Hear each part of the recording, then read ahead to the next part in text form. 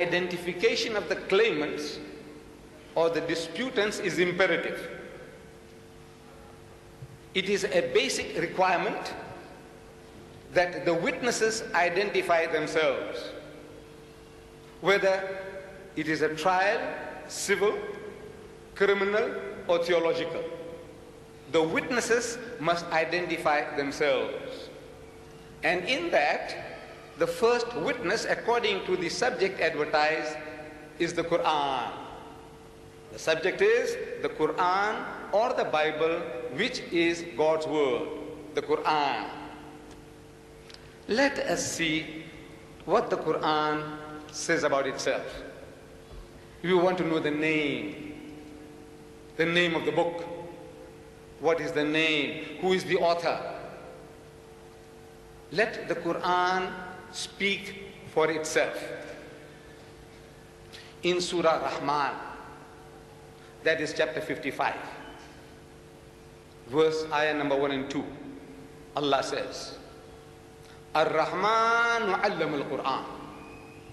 It is Ar-Rahman, the merciful God. It is He who has taught the Quran. The name of the book, Quran, and the source of revelation, God Almighty. The Quran speaks for itself. Some of you, my brethren, I can see that you are smoking, please. This is a very serious topic. It is against the rules of this arena for people to smoke. Please put down your cigarettes.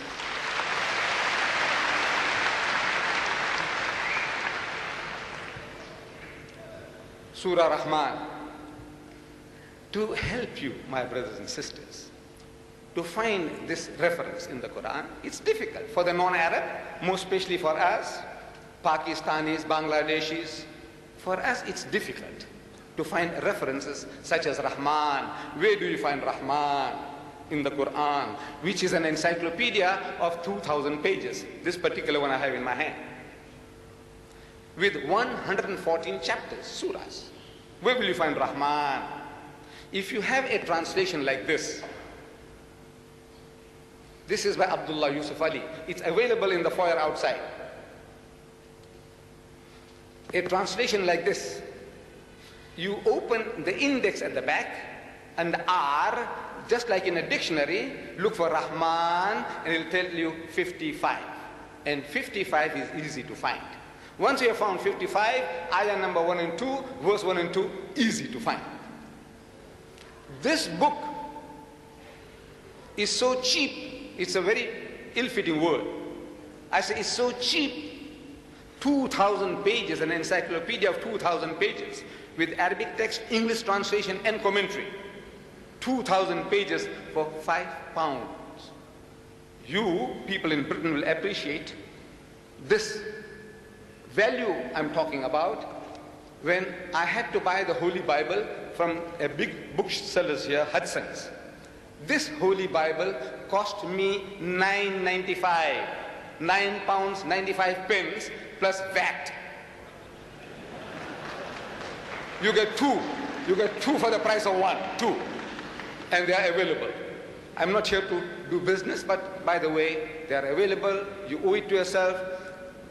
There is no better wedding present you can give, Christmas present you can give, birthday present you can give to your employer or to your employee than the Quran, as well as you need it for yourself. And again, the Quran speaks about itself in Surah Jashia. Look for it under J. Jashia, ayah number 1 and 2. It says, Tanzilul Kitabi min Allahil Aziz al-Hakim. That the revelation of the book is from Allah, the exalted in might, full of wisdom. Chapter 45, ayah number 1 and 2. The Quran identifies itself that I am the Quran and the author is God Almighty. Coming to the Bible,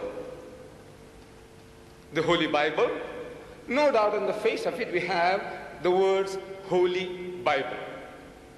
Who put the word Holy Bible? The printers. Beautiful calligraphy, beautiful calligraphy. In this vast volume, described by Dr. Sharosh in a previous meeting as a library of 66 books, he forgot that the Roman Catholics have 73 books. But between the 73 of the Roman Catholics and 66 of the Protestants, the word Bible is not in the Bible.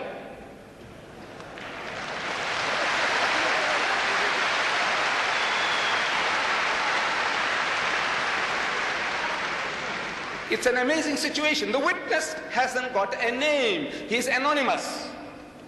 In the vast encyclopedia, the word Bible is not in the Bible. This is a concocted word, concocted by learned men.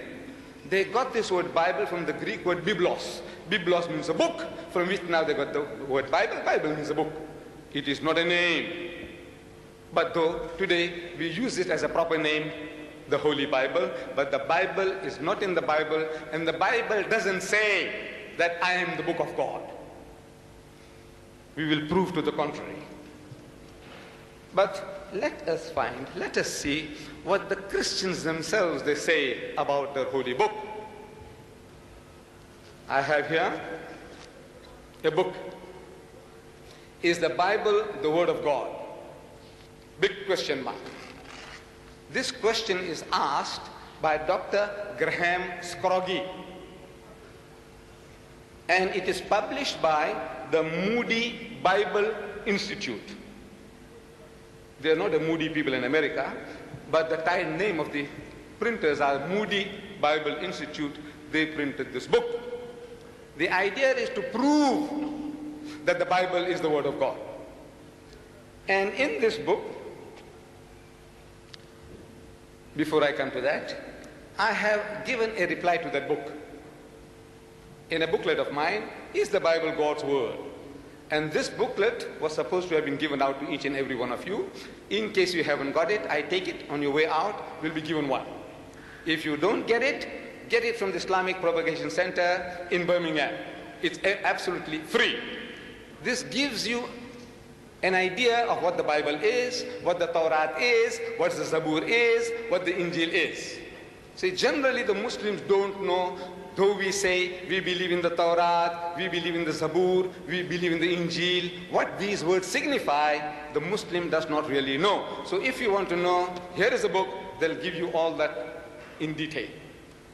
But coming to the Christians themselves, what they say about this holy book.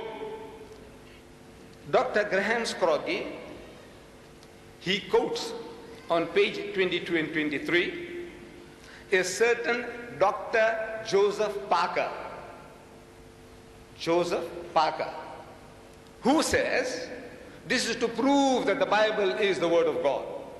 He says, what a book is the Bible. This is typical American. You know, the way that, what a fantastic, what a lovely bunch of people. You know, what a fantastic group of people. This is, what a book is the Bible. In the matter of variety of contents.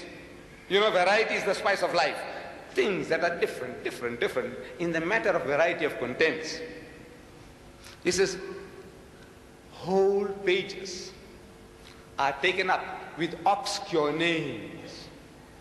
Names you never heard before in your life, and you're not likely to hear them in the future. Obscure names. And more is told of his genealogy than of the day of judgment. Stories are half told. And the night falls before we can tell where victory lay. He's asking, where is there anything in the religious literature of man to correspond with this, to compare with this? And we have to admit, nowhere. But does that prove that it is the book of God? That is what we are going to analyze. Phrase by phrase, whatever the man says, let us analyze the serious implication of his utterances. Like this, he's tantalizing, he's mesmerizing people with words.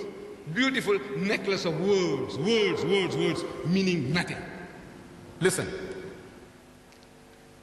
He says, whole pages are taken up with obscure names. You don't know what he's talking about. So, here is a page from the Bible. I'm going to read out these obscure names.